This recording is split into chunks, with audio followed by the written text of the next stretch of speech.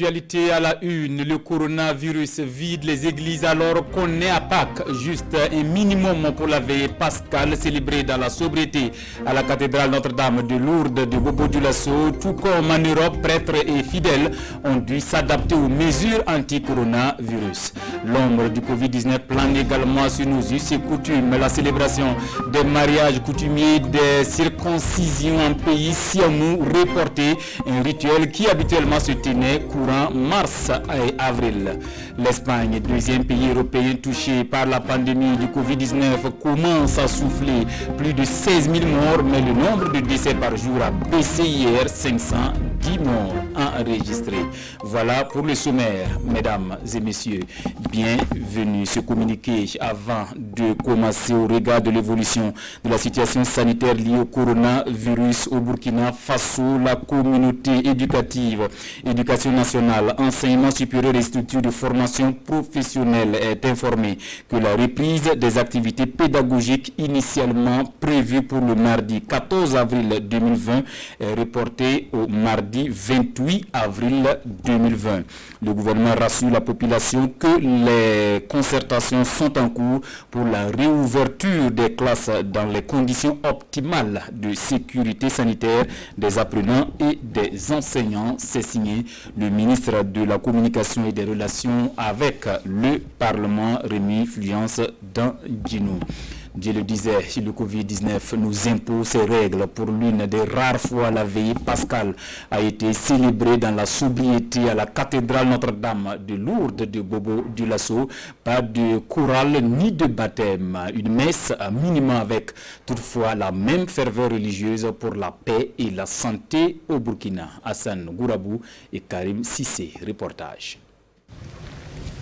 Se laver les mains, c'est l'une des conditions pour avoir accès à la cathédrale Notre-Dame de Lourdes de Bobo-Dioulasso à l'occasion de cette veillée pascale. Une veillée célébrée exceptionnellement à 16h. À l'intérieur de la salle, ce n'est pas la foule des grands jours. On note juste la présence de quelques religieuses. Les veillées se célèbrent la nuit, mais nous l'avons célébré pour cause de coronavirus à partir de 16h. Au moment où Jésus est ressuscité, il y a peu de gens qui ont été témoins. Et il n'y avait pas eu de grande pompe. Il y a eu quelques femmes, un ange et puis des soldats qui sont tombés.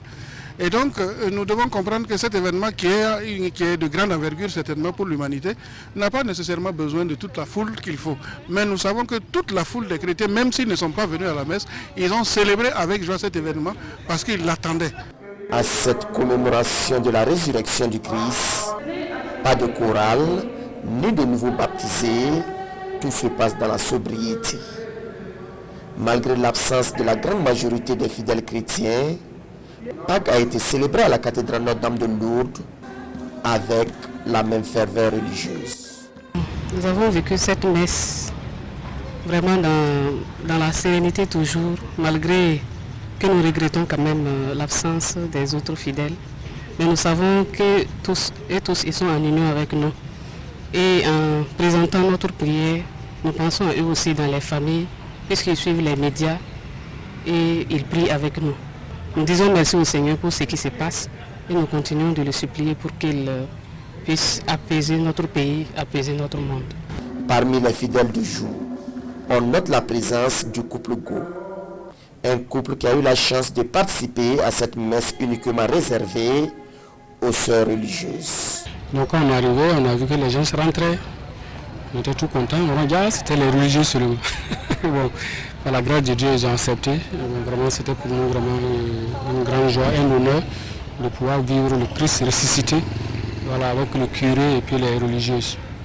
Bon, nous prions toujours le Seigneur depuis le début du mois de Carême, que cette pandémie vraiment ne traîne plus. Voilà, que ce soit pour nous ce qu'on peut retirer de bon, que ce soit pour nous l'occasion de nous rapprocher de Dieu, de raffermir notre foi et d'être proche de nos familles et de nos différents collaborateurs.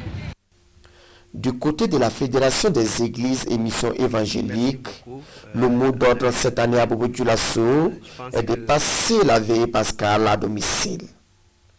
Pas de messe dans les églises et les paroisses comme les années antérieures. À chacun d'adorer et de louer le Seigneur à domicile.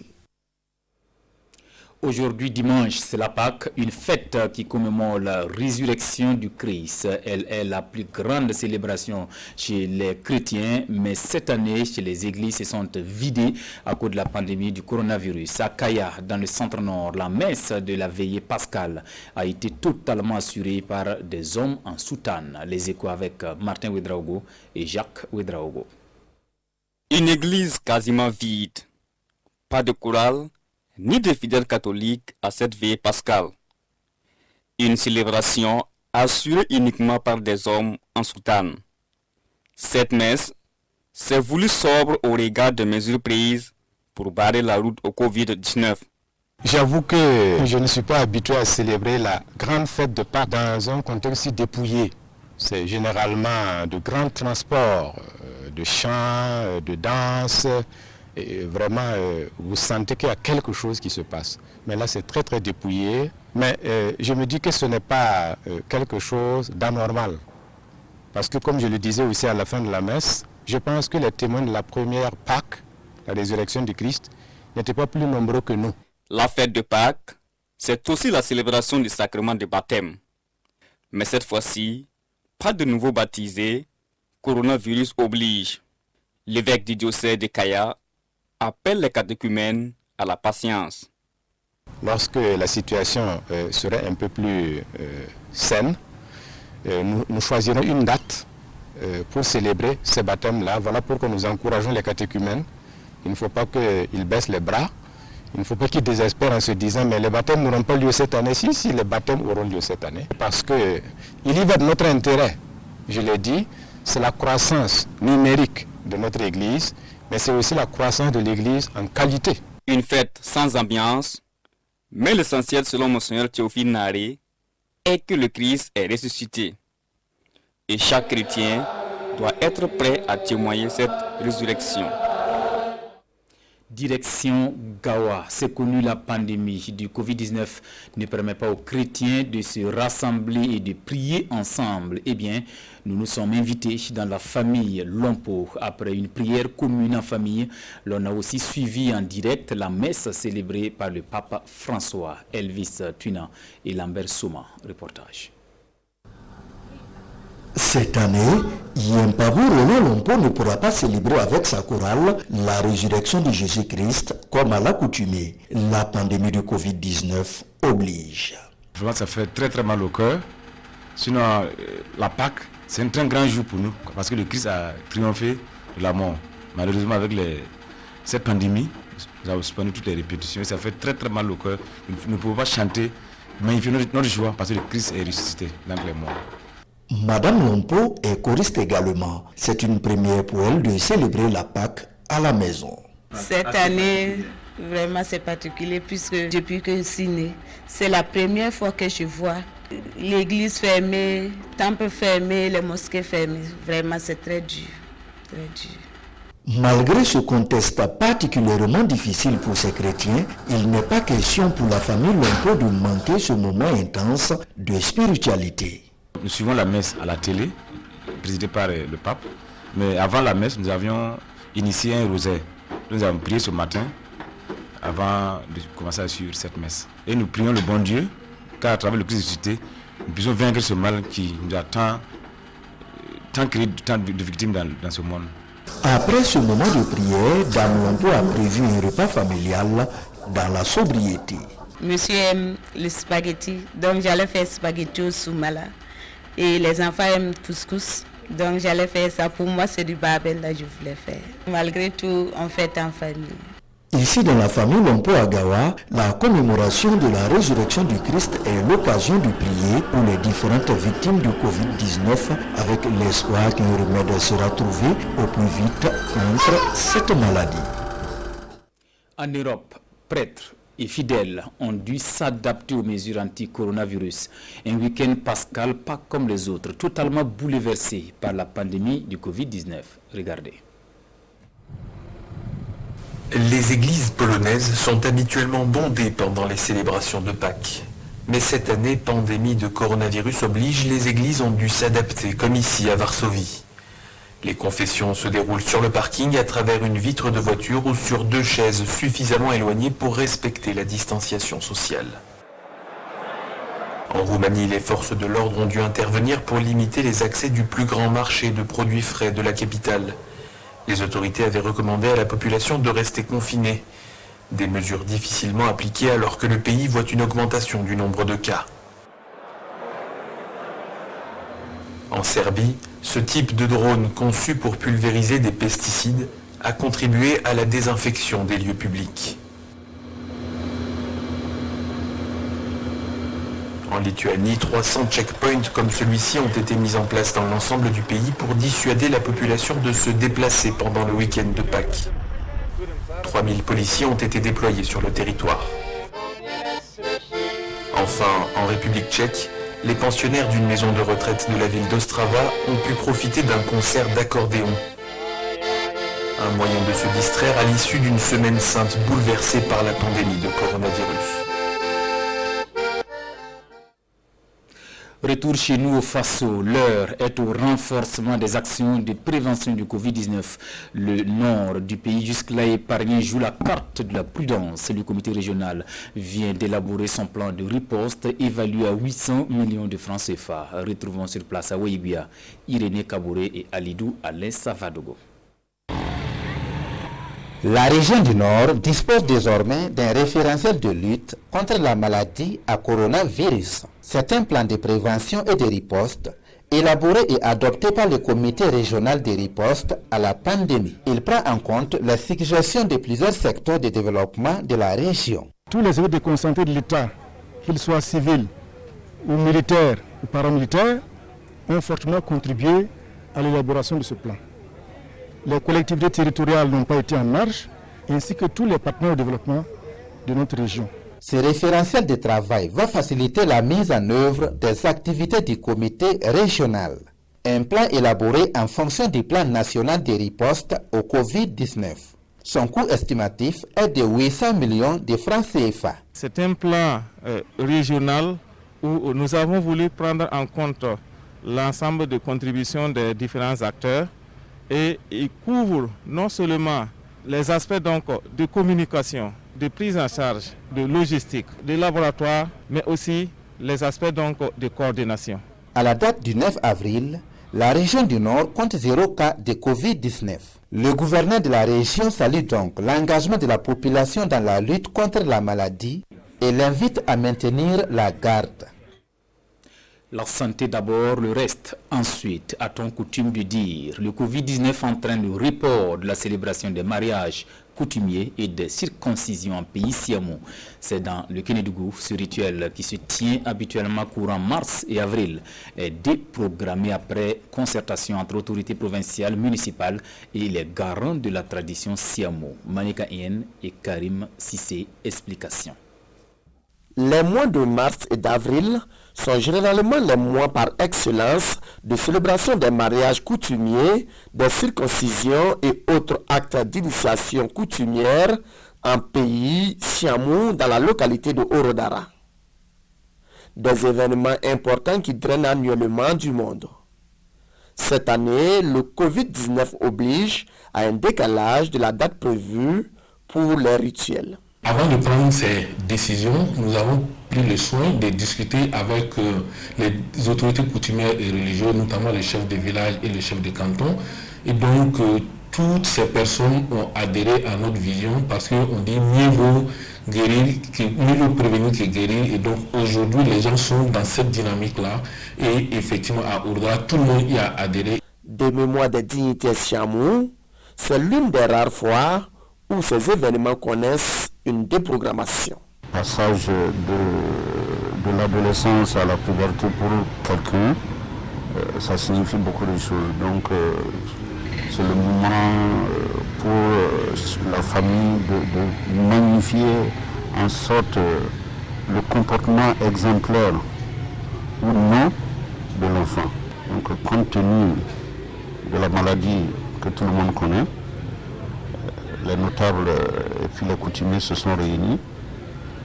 Et puis, on a décidé de façon unanime à reporter les coutumes.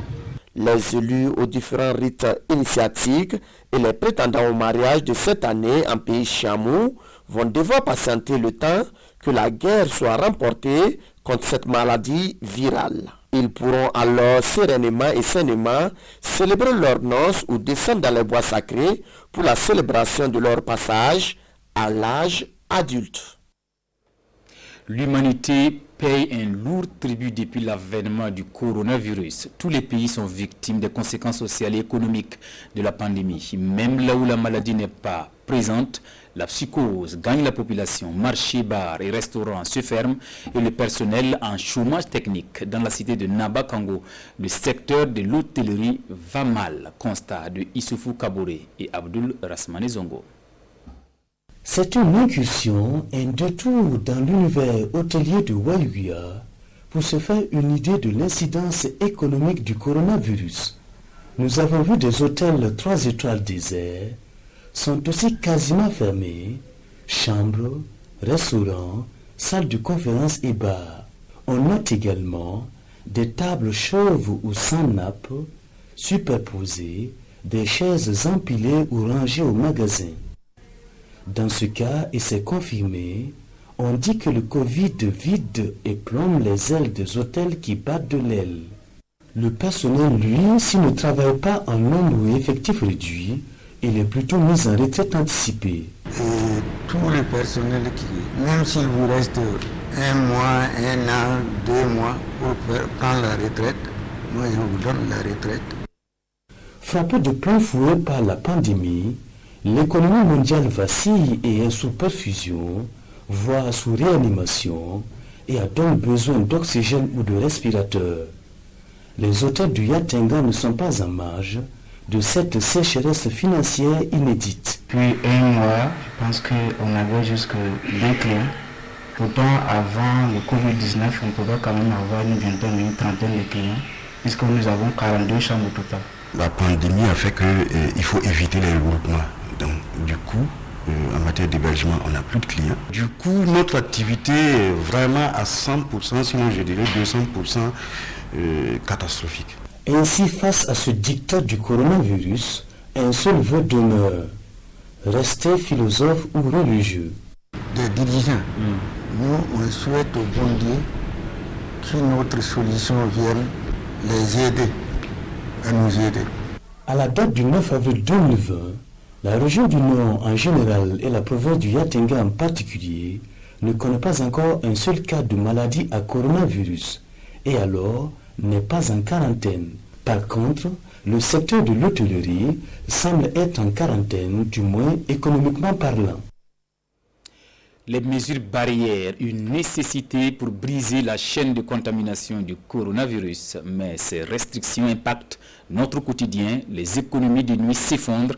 Adori, les acteurs des maquis, des bars et ceux de la grillade montent au créneau et demandent l'appui du gouvernement pour leur survie. Hamza Ganame et Pini Denyanou, reportage.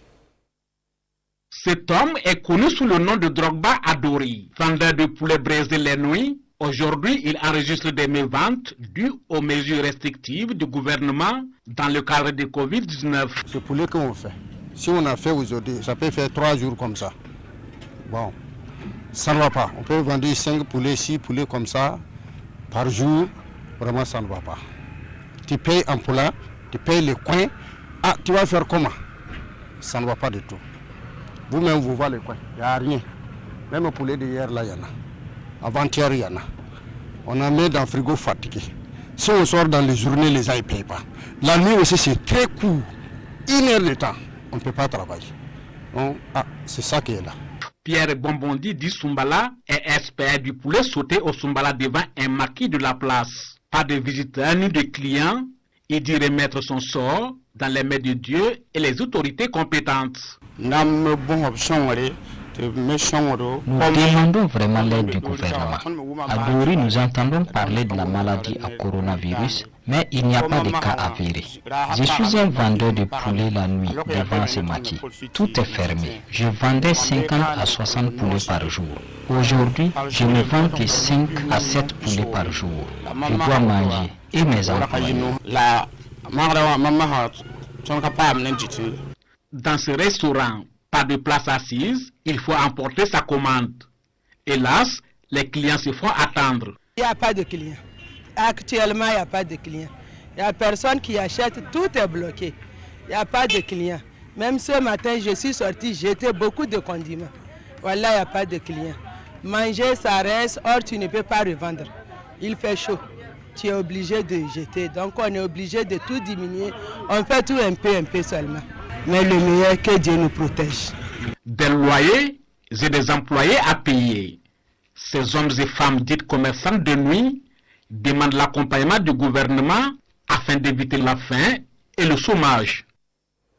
Ouvrons à présent le chapitre dons, un élan de solidarité pour faire front au Covid-19. Dans la région du Centre-Nord, le conseil municipal de Bouala offre du matériel de protection aux services techniques déconcentrés de l'État. Et à Boussa, c'est un fils du Namatenga qui appelle les jeunes à rallier le terrain de la sensibilisation contre le coronavirus avec à l'appui des dispositifs de lave-mains, du savon et du gel hydroalcoolique. Le point avec Martin Oudraogo, Suleiman Diallo et Jacques Labissa-Tarpaga. Des dispositifs de lavage de mains, du gel hydroalcoolique et du savon, c'est un don de Patrice Kouraogo, natif de la province du Namentenga. Le matériel est destiné aux jeunes de Boulsa, surtout ceux qui tiennent des kiosques. Le donateur invite les bénéficiaires à mener la sensibilisation dans toute la province. Il y a un proverbe en Maori qui dit que si vous consommez ensemble l'huile de karité, si l'huile de caïcédra arrive, il faut aussi consommer ça ensemble. Ça veut dire que nous sommes fils ressortissants de la province. Quand les moments sont beaux, on est ensemble. Mais quand le moment est difficile, il faut qu'on soit ensemble. Sans vous dire, faire un décès, vous savez que nous sommes dans la pandémie de coronavirus. Nous aussi, nous avons dit, on ne peut pas regarder de loin la population comme ça. Parce que la population, c'est nous. Nous, c'est la population. Voilà pourquoi nous sommes venus avec nos modestes contributions pour doter aux jeunes afin qu'ils puissent faire des sensibilisations tout en suivant aussi les indications des responsables de la santé et les responsables de la riposte provinciale. À Bouala, une commune à quelques kilomètres de Boulsa, ce sont les services techniques déconcentrés qui reçoivent également du matériel d'hygiène. Tout en saluant les efforts déjà consentis par les uns et les autres, le maire invite sa population à adopter de nouveaux comportements. Je voudrais justement inviter toute personne physique ou morale, quel que soit le niveau dans lequel il se trouve, de se mettre à l'œuvre, de s'engager justement dans la lutte contre cette pandémie, du moins parce que c'est comme on le dit, actuellement nous pouvons dire que c'est le mal du siècle, donc il faut véritablement que chacun à son niveau puisse s'engager. Afin d'amoindrir les effets de la fermeture des marchés hier, le conseiller culturel du président du Faso a remis 1,5 tonne de maïs aux commerçants de la ville de Boulsa. Solidarité agissante en ces temps de vaches maigres du fait du coronavirus. Le patron de la société Vigile Afrique offre 5 tonnes de riz aux personnes vivant avec un handicap. Les commerçants de Nabraga se soutiennent également. Le marché, leur principal gagne-pain, fermé, et bien ceux qui en ont donnent aux plus vulnérables des vivres pour leur permettre de joindre les deux bouts. Salifou Belem, Maïmouna Traoré. Depuis plus de 2 semaines, le marché Nabraga est fermé. Difficile pour certains commerçants de joindre les deux bouts. Mais ce matin, les nouvelles qui leur parviennent suscitent de l'espoir. Grâce à de bonnes volontés, l'Union des associations des marchés Eyar a acquis des vivres pour les plus vulnérables. Ce sont nos patrons comme Apollinaire Compaoré, le ministre du Commerce et d'autres bienfaiteurs qui ont donné plus de 100 tonnes de vivres au Conseil national de l'économie informelle. Il a procédé au partage du don. La part qui revient à l'Union des associations des marchés a été répartie par marché. Ce matin, nous procédons à la remise de la part des commerçants de Nabraga. Vu la quantité, on a vraiment ciblé les plus vulnérables. L'arrondissement a 8 marchés plus Rodoko qui sont concernés par la mesure. Donc nous sommes obligés d'être là sur le terrain pour les soutenir et les encourager. Un geste salué par les bénéficiaires, mais leur souhait le plus ardent, la fin de la maladie dans les meilleurs délais et la réouverture des marchés. Dieu nous aide à venir à bout de cette maladie. Pour des gens qui vivent au jour le jour, ce n'est pas facile, mais on s'en remet à Dieu. On espère que main dans la main, tout ira bien. Des vivres également pour la coalition nationale des associations de personnes vivant avec un handicap. C'est l'œuvre du président directeur général de Vigile Afrique qui entend ainsi venir en aide aux plus démunis. Ils disent qu'ils ont un peu de vivres pour aider la coalition, pour que quelqu'un puisse avoir un peu de soupe à la maison, parce que ça n'allait même pas, n'en parlant pas, ce qui est venu ajouter. Nous répondons ainsi à l'appel à la solidarité lancé par le président du Faso. Car hormis cette crise sanitaire, les personnes vivant avec un handicap avaient déjà des soucis. Le don, composé de 100 sacs de 50 kg de riz, est évalué à 2 200 000 francs CFA.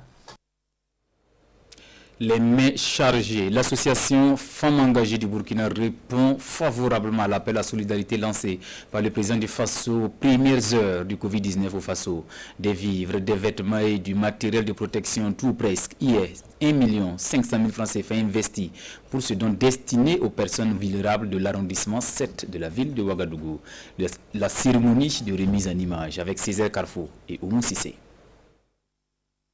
Face à la crise sanitaire et sécuritaire que traverse notre pays, l'association Femmes engagées Burkina Faso donne le sourire aux personnes qui sont dans le besoin. Elle offre ici 4 tonnes de maïs, 1 tonne de riz et des non-vivres aux femmes vulnérables de l'arrondissement 7 et du centre de déplacés internes du dit arrondissement.